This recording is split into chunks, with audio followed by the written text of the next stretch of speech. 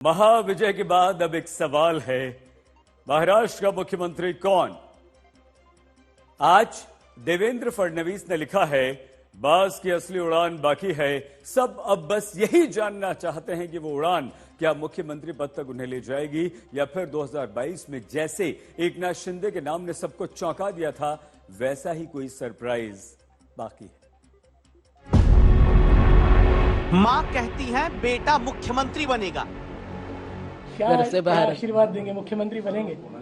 हाँ, उसमें इसमें तो कोई ये ही नहीं है, मुख्यमंत्री तो बनेंगे। बेटा कहता है पिताजी मुख्यमंत्री बनेंगे। सिंपल आहे, कार्यकर्त्याला स्वाभाविक आहे की वाटणं की बाबा शिंदे साहेब जे मुख्यमंत्री झाले पाहिजे। और पत्नी कहती है कि मेरे पति सीएम बनेंगे। मोदी के लोगों ने अपना सच्चा मत दादा की बाजू में दिया है। तो पिता, पति या बेटा कौन होगा महाराष्ट्र का मुख्यमंत्री? मेरा पानी उतरता देख मेरे किनारे पर घर मत बसा लेना। मेरा पानी उतरता देख मेरे किनारे पर घर मत बसा लेना। मैं समंदर हूं, लौट कर वापिस आऊंगा। महाराष्ट्र में क्या फडणवीस के सियासी समंदर के तौर पर सीटें बटोर कर लाने के बाद वापसी मुख्यमंत्री आवास वर्षा तक हो पाएगी? ऐसा है, मैंने पहले ही कहा था कि मैं आधुनिक अभिमन्यु हूं, चक्रव्यूह को भेदना जानता हूं। हमने चक्रव्यूह को भेदा है और ये कोई मैं पहले भी कह रहा हूं, वापिस कह रहा हूं, इस विजय में मेरा बहुत छोटा उसमें मैं समझता हूं कि सहभाग है। एक ये हमारी जो पूरी टीम है, इस टीम ने इस विजय को लाया। 5 साल पहले की 23 नवंबर की तारीख देवेंद्र फडणवीस भूले नहीं होंगे, जब अजित पवार के समर्थन से उस सुबह राजभवन में फडणवीस ने मुख्यमंत्री पद की शपथ ली। गंगाधरराव फडणवीस ईश्वर साक्ष शपथ घेतो की कायद्याद्वारे स्थापित झाले आहे अशा भारतीय संविधानाबद्दल मी खरी श्रद्धा व निष्ठा बाळगेन। लेकिन 80 घंटे चली 5 साल पुरानी उस सरकार से जब फडणवीस को विदा लेना पड़ा तो याद दिलाया था समंदर हूँ, लौट कर फिर आऊंगा। मेरा पानी उतरता देख मेरे किनारे पर घर मत बसा लेना। मेरा पानी उतरता देख मेरे किनारे पर घर मत बसा लेना। मैं समंदर हूं, लौट कर वापिस आऊंगा। देवेंद्र फडणवीस लौटकर प्रचंड जीत के साथ आ रहे हैं।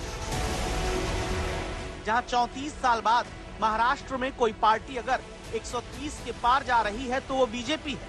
महाराष्ट्र में हर 10 में से 8 सीट एनडीए ने जीत ली है।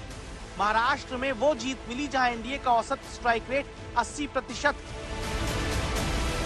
लेकिन मोदी हैं तो मुमकिन है के दम पर जीत हासिल करने की घोषणा करते फडणवीस के लिए क्या मुख्यमंत्री पद की कुर्सी सेफ है?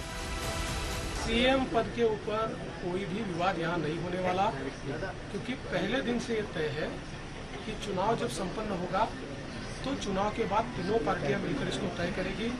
हमारे नेता आदरणीय होम मिनिस्टर साहब ने प्रेस कॉन्फ्रेंस में ये बहुत स्पष्ट शब्दों में बताया है कि चुनाव के बाद तीनों पार्टियां बैठेगी और इसका निर्णय करेगी। महाराष्ट्र की राजनीति में शरद पवार भी जो कभी नहीं कर पाए वो फडणवीस कर चुके। फडणवीस महाराष्ट्र के वो नेता हैं जो वसंतराव नाईक के बाद 5 साल सीएम पद पर लगातार रहे। लेकिन 14 से 19 तक मुख्यमंत्री रहने के बाद 2019 में बीजेपी शिवसेना को बहुमत तो मिला, लेकिन उद्धव के अलग होने से 80 घंटे ही मुख्यमंत्री फडणवीस रह पाए थे। जून 2022 में शिंदे के शिवसेना से अलग होने के बाद सरकार बनी तो फडणवीस को डिप्टी सीएम बनना पड़ा।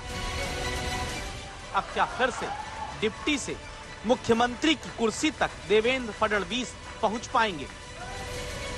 मैं बताना चाहता हूं कि महायुति का ही सीएम बनेगा और बट ऑब्वियस जिस पार्टी बड़ी है उस पार्टी को ज्यादा चांस रहता है और भारतीय जनता पार्टी आज 125 के आसपास जाने की शंका अपना चांसेस है और मुझे लगता है भाजपा का सीएम बनेगा तो हमारे देवेंद्र फडणवीस साहब ही इस महाराष्ट्र के मुख्यमंत्री बनेंगे। एकनाथ शिंदे जी, देवेंद्र फडणवीस जी, अजीत दादा पवार और भाजपा का केंद्रीय नेतृत्व साथ मिलकर इस विषय में निर्णय करेंगे और आपको बताएंगे। आज महायुति विजय का जश्न मना रही है और महाराष्ट्र की जनता को बहुत बहुत धन्यवाद दे रही है। बीजेपी के अपने दम पर 130 के पार यानी बहुमत के 145 तक पहुंचने के बाद क्या फडणवीस के सीएम बनने में कोई रुकावट हो सकती है? सवाल इसलिए क्योंकि जब पूछा गया क्या सबसे बड़ी पार्टी का मुख्यमंत्री होगा, मौजूदा सीएम एकनाथ शिंदे का जवाब सुर्खियों में आ गया। तीनों पार्टी बैठेंगे। हमारे वरिष्ठ जो है